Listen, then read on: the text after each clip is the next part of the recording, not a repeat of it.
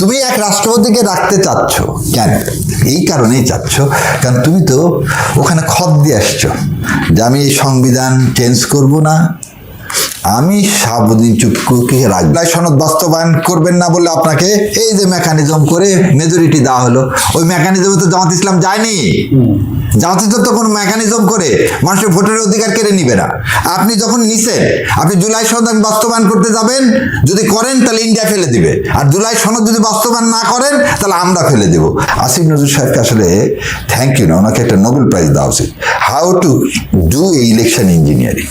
74,22,000 ভোটকে বাতিল করলাম, অবাক 45 জন তো ঋণ খেলাফেই আছে, যাদেরকে ইলেকশন কমিশন কি করে দিলেন? অ্যালাউ করে দিলেন। রাষ্ট্রের 3টা অঙ্গ, লেজিসলেটিভ, এক্সিকিউটিভ আর জুডিশিয়ারি। ফ্যাসিস্টকে হাসিনা না আওয়ামী লীগ? তাহলে হাসিনা যদি হতো তাহলে পুরো পার্লামেন্ট পালায় গেল কেন? পুরা পুলিশ পালায় গেল কেন? হারুন ডিবিরা পালায় গেল কেন? 29 সালের আগ পর্যন্ত 300 জন পার্লামেন্ট মেম্বার বৈধ। তো তুমি পার্লামেন্টে ইলেকশন করলা, তোমার যে পার্লামেন্টের মেম্বার হলা, তুমি যে মন্ত্রী হলা, তুমি আজকে বড় বড় কথা বলতেছো, তাহলে তুমি কি হলো? ওভারলেপ না, তুমি তো অবৈধ। তাহলে যে আমি এই সংবিধান চেঞ্জ করব না, আমি সাবুদ্দিন চুপ্পুকে রাখবো। কেন রাখবো? এই কেন উত্তরটা দিচ্ছেন না। প্রথম কথা হলো জুলাই নাই, আমরা নেই। জুলাই আছে, আমরা আছি। আমার ক্যালকুলেশন, আবার আপনাকে বলতেছি, ব্যক্তিগত আমার ক্যালকুলেশনে জামাত ইসলাম 203টা সিট পায়। এটা আপনি আরেকবার বলেছেন, এটা আপনি এতটা কনফিডেন্টলি কিভাবে বলেন? এই বলতেছি আপনাকে, বলে দিচ্ছি। ধরে নেন আমাদের ভোট কত হয়েছে? 69%। বিএনপি কত পাইছে? 51%। তাহলে 51 থেকে 69 বাদ দেন, কত হয়? 18%। এবার আসেন, পুরা হিল ট্রাকসে না ভোট জিতছে, সেখানে আর সাথে কে জিতছে? বিএনপি জিতছে। চলে আসেন গোপালগঞ্জ, তাহলে গোপালগঞ্জে কি জিতছে? না ভোট দিচ্ছে। আর কে জিতছে? বিএনপি জিতছে। তাহলে আমরা যেটা কথা প্রথম থেকে আমি বলে আসছিলাম যে সারাদিন দেখবেন ভোট ঠিক মতো হচ্ছে, যা হওয়ার হবে হচ্ছে ভোটের গণনাকালীন সময়। আমার যতগুলো ভিডিও আছে আপনি দেখবেন ইলেকশন ইঞ্জিনিয়ারিং নিয়ে আমি সবসময় এই কথা বলে গেছি, এবং এই ইলেকশনটা হবে 2008-এর আঙ্গিকে। কেন বললাম আপনার এই 203টা জামাত ইসলাম পাবে? জামাত ইসলাম আসন পাইল কয়টা? 78টা। 68। সেটা কি দলগতভাবে? আচ্ছা, আপনাকে বুঝে জামাত ইসলামের সাথে 115 থেকে 118টা আসনের ভোটের ব্যবধান হয়েছে 13%। কত পার্সেন্ট? 13%। এখানে কত ভোটের ব্যবধান দেখলাম? 18%। তাহলে এই 18% যে ভোটটা আছে, এই ভোট তো পাইলে 51%, তাহলে এই 18% তো আমার 39-এর সাথে যোগ হওয়ার কথা। কারণ এই 18% যারা দিছে তারা তো আমাকে ভোট দিছে না, যুক্তিকভাবে তাই তো আসতেছে ক্যালকুলেশনে। যদি তাই এসে থাকে তাহলে আপনি এখন আমাকে বলেন যে আপনি যদি এই আমার কথায় 125টাও যদি আমার তো সিট আসার কথা কত, এই যে 145টার মতো, আমার তো তা না, আমাদের এখানে দেখাচ্ছে আমি 125টা সিট আমি যদি পাইতাম, তাহলে 78টা আর 125টা কত হয়? 203টা। এই যে 18%, এই আরো একটা শুভঙ্করে ফাঁকি করছে কি দেখেন, পোস্ট অফিসে কিন্তু সমস্ত ভোট আসছে, কুরিয়ারে না কিন্তু, সারা পৃথিবী থেকে সমস্ত ভোট আসবে। এই আরপিও সংশোধনী করে বলে দেওয়া আছে, আরপিওতে 12 তারিখ বিকাল 4টা পর্যন্ত ভোট কেন্দ্রে পোলিং স্টেশনে কি আসবে? ভোট আসবে, সেগুলোকে সব কাউন্ট করতে হবে। কয় তারিখ পর্যন্ত? 12 তারিখ বিকাল 4:30 পর্যন্ত। 10 তারিখে আপনি সারা বাংলাদেশ ছুটি ঘোষণা করে দিলেন, ইনক্লুডিং পোস্ট অফিস খোলা ছিল না। তাহলে 9 তারিখের ভোট যেগুলো আছে সেগুলোই কিন্তু খালি ইয়াতে পৌঁছালো ডিসি সাহেবের কাছে। 10, 11, 12 3 দিনের কোনো পোস্টাল ব্যালট কোথাও গেল না। কোথায়? রিটার্নিং অফিসারের কাছে গেল না। যখন ওগুলো 13 দেখেন, আরো কিছু দেখেন, ওনারা কিন্তু রবিবারে গেজেট দিতে পারতেন। ভোট হয়েছে বৃহস্পতিবার, শুক্র শনি 2 দিন তো বন্ধ, শুক্র শনি তো আর পোস্ট যাবে না। ওনারা কিন্তু 13 তারিখ গভীর রাতে কি দিয়ে দিলেন? গেজেট প্রকাশনা করে দিলেন। তারপরে কি হলো? রবিবারে যখন ভোটগুলো আসলো তখন সব ভোট কি করে দিলেন আপনি? বাতিল করে দিলেন। একক, দশক, শতক, হাজার, অযুত, লক্ষ, 74,22,000 ভোট আপনি খালি বাতিল করছেন রে ভাই। এটা বাতিল কেন করলো? বিকজ হচ্ছে আপনার টাইমটাকে টাইমের 12 তারিখে 4:30টার পর যে এই ভোটগুলো আসলো, তো রাষ্ট্রই তো এটার আয়োজক, তো এটার দায়ভার কার? ওই যে সেজন্য ওই যে আল্লাহ কি বলছে যে আমি তোমাকে দিয়ে ফাঁস করাই দিব, রেজা না আপা বলে দিছে, আমাকে বলতে হয়নি। না, কিন্তু এটা তো হচ্ছে আমরা কি বলে আলাপের নিষ্ঠতা আছে, কিন্তু বিষয়টা হচ্ছে একজন লিগ্যাল এক্সপার্ট হিসেবে আমি আপনাকে এটা বলতেছি, এটাকে যে চ্যালেঞ্জ করবেন, আপনার সবচেয়ে বড় সমস্যাটা কোন জায়গায়? যেমন আরপিওতে আছে 6 মাসের মধ্যে ইলেকশন পিটিশন শেষ করো। বাংলাদেশ ইতিহাসে 6 মাস না 5 বছরে ইলেকশন পিটিশন শেষ হয় না, এর মধ্যে তো টার্মে চলে যাবে। আপনি যে এই না ভোট বলতেছে, বাতিল কিন্তু ভোট 74 লাখ ভোট। আপনি এটা দেখেন 74 লাখ ভোট এবং পোস্টাল ভোট আপনি 74 লাখ, এবং সেটা কিন্তু পোস্টাল ভোট রে ভাই, এমনি ভোট না, এটা কিন্তু postal vote. So postal vote 74 lakh, এবং পোস্টাল ভোটের আপনি খালি ইয়াটা দেখেন, ডায়াগ্রামটা দেখেন, সব কোন দলের প্রতি বেশি আসছে, অলমোস্ট 80-90%। তা আপনি 74 লাখ ভোট যদি ধরেন, আমার তো এমনি 10% হয়ে যাচ্ছে রে ভাই। তাহলে 10% দিলে তো আমি 125টা ভোট, 125টা সিট তো আমি কনফার্ম। আচ্ছা, তাহলে এখানে আমরা আসি, তাহলে এটা লিগ্যাল ভাবে যদি আপনারা যদি যান, তাহলে এটা কোন দিকে যেতে পারে? আচ্ছা, এবারে আপনাকে বলি লিগ্যাল ভাবে। এখানে আমরা বলছি জুলাই সনদ। দেখেন আজকে জুলাই গণভোট হয়ে গেল, গণভোটের পক্ষে একদিন তারেক সাহেব বললে তো একদিন বলছে মাননীয় প্রধানমন্ত্রী, বলেছে। হঠাৎ করে আপনি বিএনপির লয়ারকে দিয়ে এই ভোটকে চ্যালেঞ্জ করে মামলা করে দিলেন, এবং সে মামলায় রুল হলো। কেন? তার মানে আপনি আবার সে আগেকার মতো করে কি করতেছেন? এখানে আপনাকে একটু দুইটা কথা বলি। আমি ভোটের আগে জিজ্ঞাসা করছিলাম যে খলিল সাহেব হঠাৎ করে কাউকে না জানায় ইন্ডিয়া কেন সফরে গেলেন ভোটের আগে? আজ পর্যন্ত কিন্তু এর জবাব পাইনি। এর জবাব আল্লাহ দিয়ে দিলেন, খলিল সাহেব বাংলাদেশের পররাষ্ট্রমন্ত্রী হয়ে গেলেন। খলিল সাহেব বাংলাদেশে পররাষ্ট্রমন্ত্রী। ভোটের আগে আমি বলে দিয়েছি যে 4:30 পর্যন্ত আপনি এবারে কোনো পুকুরে ব্যালট বাক্স পাবেন না, কোনো কেন্দ্র দেখবেন দখল করতে চাইছে, সেখানে সেনাবাহিনী, আমাদের গর্বিত সেনাবাহিনী সেটা প্রতিরোধ করবে। মাস কোনো গোলাগুলি, মারামারি, খুন খারাপি কিচ্ছু হবে না। সারাদিন আপনি কোথাও একটা হত্যাকাণ্ডও দেখেননি বাংলাদেশ। না, ইট ওয়াজ পিসফুল কমপ্লিটলি। একদম মানুষ তার ভোট দিয়ে গেছে। আমি আমার ভোট দিতে পেরেছি। আপনি আপনার ভোট দিয়ে গেছে, খুব কম লোক বলছেন ভোট দিতে পারেনি, এরকম কেউ নাই। কিছু স্পেস স্টেডি আছে, দ্যাটস ডিফারেন্ট ইস্যু। সেটা minor is not an example. তাহলে আপনি ম্যাক্সিমাম একটা এত বৃহৎ একটা দেশে 12 কোটির মতো ভোটারে আপনি ওইগুলোকে বাদ দেন। আপনি দেখেন কি করলেন, আপনি আইনের মাধ্যমে, আমরা আইনের লোক তো ওই জন্য বলতেছি, আসিফ নজরুল সাহেবকে আসলে থ্যাংক ইউ না, ওনাকে একটা নোবেল প্রাইজ দেওয়া উচিত। How to do election engineering, how to do an election engineering. কেন এই কথা বললাম? উনি এই যে শুভঙ্করের ফাঁকি, উনি বললেন যে 12 তারিখ 4টা পর্যন্ত কি আসবে, পোস্টাল ভোট আসবে, আর বন্ধ করে দিলেন কয় তারিখে? 10 তারিখে। এবং কি করে দিলেন? ওই পোস্ট অফিস কিন্তু ওর মধ্যে রাখলেন না। উনি খুব উনি আইনের টিচার, উনি জানেন লিমসে ভার্সে, এই লিমসে এই কেসে আসছে যে when it is posted, postal rule মানে কি, পোস্ট করার সাথে সাথে ধরে নিতে হবে ইট ইজ অ্যাকসেপ্টেড। তাহলে পোস্ট তো করছে রে বাবা, পোস্ট করছে 12 তারিখের আগে না পরে, তুমি সেটা দেখবা, কখন পৌঁছাইছে সেটা তো দেখবা না। কিন্তু তুমি তো পৌঁছানোর উপর ভিত্তি করে 74 লাখ 22,000 ভোটকে বাতিল করলা। যেমন ইউকেতে হোম অফিসে রয়্যাল মেলের সিল থাকলেই হবে, পৌঁছাইলো। আরে আপনি ওইখানে যাচ্ছেন, আপনি যে ডুয়েল সিটিজেনশিপের যারা করছে, অ্যাপ্লিকেশন করেছে, তাদেরটা কি বলছে? আমি অ্যাপ্লিকেশন করে দিছি, আমি রিনাউন্সিয়েশন করেছি, আমার পক্ষে যা করা সম্ভব আমি সব করে দিছি। এখন তাদের ব্যাপার, তারা কয়দিন নিবে। আমি তো আমার পোস্টটা দিয়ে দিছি, পোস্টে আসছে, তুমি কি করবা? বলবা যে হ্যাঁ 12 তারিখ 4টা পর্যন্ত যত পোস্ট জমা হবে, এই পোস্টগুলো রবিবারে সমস্ত রিটার্নিং অফিসারে আসবে, ওগুলো সব কাউন্ট হবে, তারপর হচ্ছে ফাইনাল কি দেওয়া হবে, রেজাল্ট।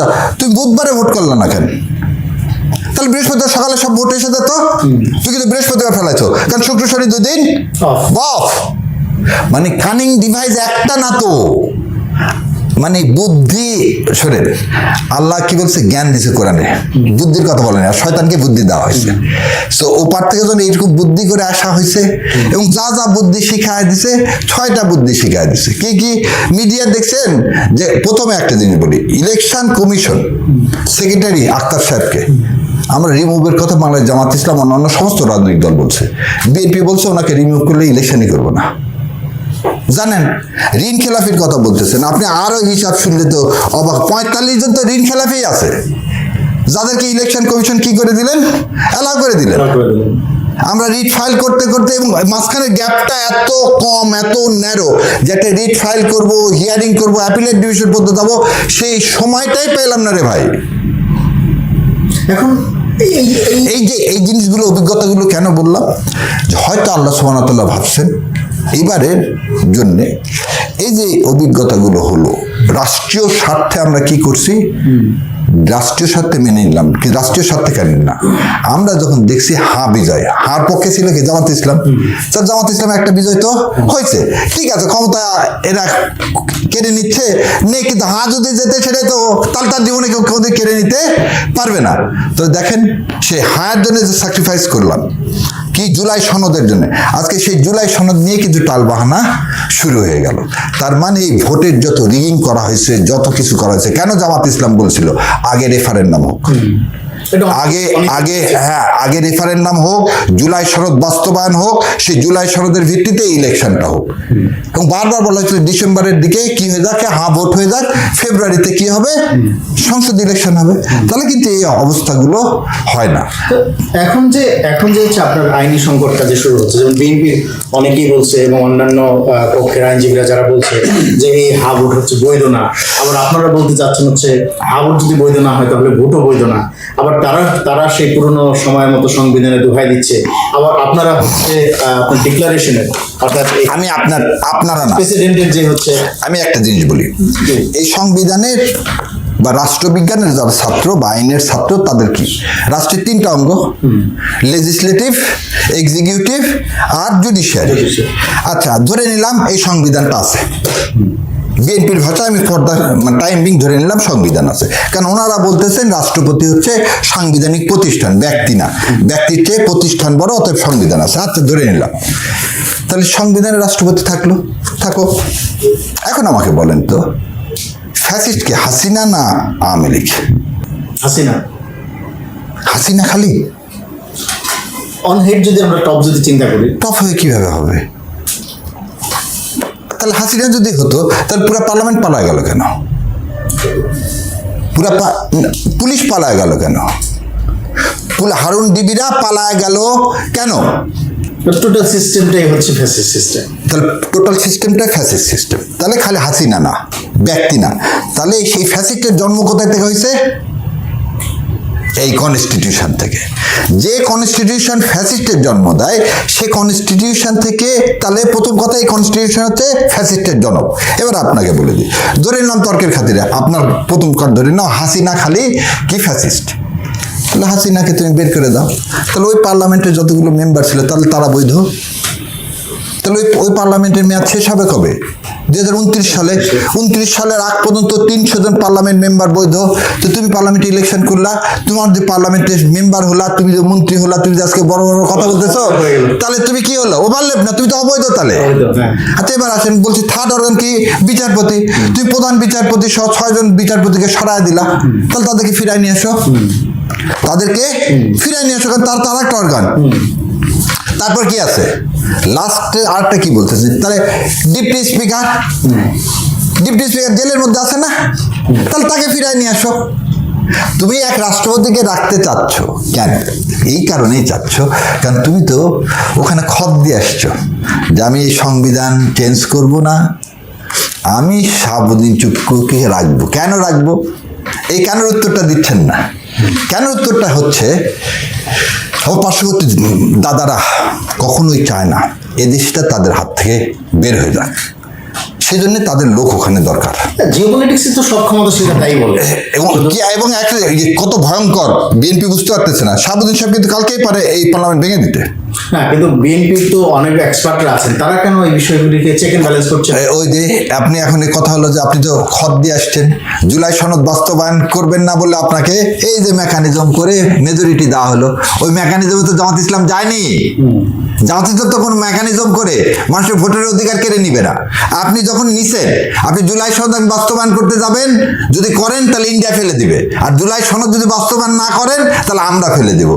এই উভয় সংকট আপনি পড়লেন কেন 10 শতক দিয়ে? এখানে আমার একটা প্রশ্ন, বাংলাদেশে যেটা হয় যে হয়তো হয়ে যায়, যেহেতু এটা রাষ্ট্রহীন রাষ্ট্র, আমরা কোর্টের একটা ম্যানার আমরা সাধারণ মানুষরা জানি, আপনারা আইনজীবীরা আরো ভালো জানেন। সেটা হচ্ছে যে যদি হচ্ছে আপনার সরকারি দলের কোনো প্রভাবশালী লয়ার যদি কোনো জায়গাতে মুভ করে, সেখানে যদি জাজ সাধারণত হচ্ছে রাজনীতির অনুকম্পায় হয়, সেখানে দেখা যায় যে আপনার প্রবল যুক্তি থাকলেও আমরা জানি যে একদম হাইয়েস্ট লেভেলে অ্যাপিলেট ডিভিশনের চেম্বার জজের এখানেও অনেক অযৌক্তিক আপনার রিটও সেখানে দেখা যায় যে রিভার্স হয়ে যায়। না, এটা গত 18 মাসে আমি একদম অপোজ করি। গত 18 মাসে আমার দেখা বাংলাদেশের, আমি যত দিন ধরে প্র্যাকটিস করে আসতেছি, 12 সাল থেকে দেখা, এই জুলাই অভ্যুত্থানের পর যদি কেউ এরকম বলে তাহলে সেটা পুরাপুরি মিথ্যা কথা বলা হবে। মিথ্যা, আমি শব্দটা ইউজ করতেছি, মিথ্যা। দায়িত্ব নিয়ে বলতেছি আমি। এবং আমি মাননীয় যে 2জন প্রধান বিচারপতি ছিলেন, তাদের আপনি দে আর অ্যাবভ দ্য ইনস্টিটিউশন। তাদের একটা জিনিস মনে রাখেন, রেফাত সাহেব যে সময় প্রধান বিচারপতি হয়েছেন, এটা কিন্তু চারটিখানি কথা না, নিজের জীবনের ঝুঁকি নিয়ে হওয়া। এবং আজকের যে শোনেন, আজকের যিনি প্রধান বিচারপতি আছেন, উনি জীবনে কোনদিন আমি দেখিনি, হাইকোর্ট থেকে দেখে আসতেছি, ওঠার আগে দোয়া পড়ে তারপরে বসেন এবং সবসময় বীর করে দোয়া পড়েন। তো এই লোকগুলোর কাছে আর যাই হোক, ওনারা কি বিশ্বাস করেন, আমি যতগুলো যা যাই এখন আছে, আমি বললাম তো যে যতগুলো যা আছে দায়িত্ব নিয়ে বললাম অ্যাপিলেট ডিভিশনের, কোনো উকিল কেন, মানে কোনো দলের, শোনেন, যারা এখন মন্ত্রী হয়েছে এটাও বলি, তারাও ধমক খাইছে। যারা এখন সিটিং মন্ত্রী আছে তারাও ধমক খাইছে ওপেন কোর্টের মধ্যে 18 মাসে। সো জুডিশিয়ারিকে নিয়ে এরকম বিতর্কিত করার কোনো সুযোগ নাই। এখন তো পলিটিক্যাল গভর্নমেন্ট আসছে। আমি এখনো দায়িত্ব নিয়ে বলতেছি যে এরকম কিছু এখন পর্যন্ত দেখিনি, যদি দেখি তাহলে সেদিন আমি প্রথম হয়তো এটার প্রতিবাদ করব। তাহলে এখানে আমি একটু আশার কথা বলবো, বাংলাদেশের মানুষ অনেকটা হতাশা হয়ে যাচ্ছে, এই যে বিশাল সংখ্যক মানুষ যারা হচ্ছে আপনার গণভোটে অংশগ্রহণ করেছে, তাহলে এই মেমোরেন্ডামের যে রিটটা, সেই রিটটার বিপক্ষে যে আপনারা কাজ করছেন, আর সেখানে কি আপনারা মনে করেন যে আপনারা জাস্টিস পাবেন অন দ্য মোশন অফ? ইনশাল্লাহ। এটা এখানে আপনাকে একটু বলি, সবসময় আইনের একটা প্রসিডিওর আছে। আমাকে যদি বিবাদী না করা হয়, আমি যে ওখানে যে ওটা বক্তৃতা দেওয়ার জায়গা না, বক্তৃতার সাবমিশনের মধ্যে আকাশ পাতাল পার্থক্য। ওখানে একজন রিট করছেন, সরকার ওখানে বলবেন, রিটের রুল ছাড়া তার কিছু দেয়নি। রুল মানে কি, এটা আদৌ টিকবে কি টিকবে না সেটা নিয়ে শুনানি হবে, তাই তো? তো রুল দিছে, আমি ওখানে যে এখন পার্টি হব, পার্টি হয়ে আমি ওটার কি করব, বিরোধিতা করব। তো আজকে সরকারের যে কথাটা, সরকারকে যদি এটা আমরা বলতেছি বিএনপির লয়ার এখন করাইছে, কিন্তু তার ফলে এটা তো সাবজুডিস ম্যাটার হয়নি, কারণ এখানে কোনো এন্ট্রি অর্ডার নাই। তো জুলাই আদেশ বাস্তবায়নে তো কোনো অসুবিধা নাই। তো জুলাই আদেশ বাস্তবায়ন নিয়ে কোনো অনিশ্চয়তার কিছু নাই। সো রাজনৈতিক দল বারবার চেষ্টা করবে জুডিশিয়ারিকে তার পকেটে ঢুকাতে, আর ইনশাল্লাহ জুলাই সনদ বাস্তবায়ন হয়ে গেলে জুডিশিয়ারির ইন্ডিপেন্ডেন্সি ইনশাল্লাহ যতখানি ফিরে আসছে, এটা যদি আমরা ধরে রাখতে পারি, তাহলে এদেশে ইনশাল্লাহ প্রথম কথা হলো জুলাই নাই, আমরা নেই। জুলাই আছে, আমরা আছি। এবং ওই যে কথাটা বলছি বারবার, জান দিব তো জুলাই দিব না, এইটাতেই কিন্তু এদেশের মানুষ যতক্ষণ থাকবে এদেশের মানুষের মুক্তি হবে ইনশাল্লাহ। আর না জিওপলিটিক্যাল কারণে যদি বিএনপি যদি এই জায়গাটাতে যদি তারা মজবুতির সাথে দাঁড়িয়ে থাকে, সেক্ষেত্রে আপনারা অর্থাৎ জামাত ইসলাম এবং অন্যান্য যারা আছেন, তারা কি হচ্ছে এই পার্লামেন্টটাকে ফাংশনাল পার্লামেন্ট হিসেবে দেখতে চান? কারণ হচ্ছে তারা একটা তো ব্রেক করেছে, অর্থাৎ প্রেসিডেন্টের 2টা অর্ডারের মধ্যে একটা অর্ডার পালন করেছে, আরেকটা অর্ডার পালন করেনি, যেটা আমরা বলি যে হচ্ছে আপনার ইগনোরেন্স করা। সেটাও তো একটা এগেইনস্ট। কথা হচ্ছে যে আইন মানবো না, তাল গাছটা আমার। এইটা করে 15 বছরে হাসিনার কি অবস্থা হয়েছে, সেখান থেকে আমার বিশ্বাস বিএনপি ভাইরা শিক্ষা নেবে। যদি শিক্ষা না নেন, ইতিহাসের রাস্তা করে নিক্ষেপ হবে।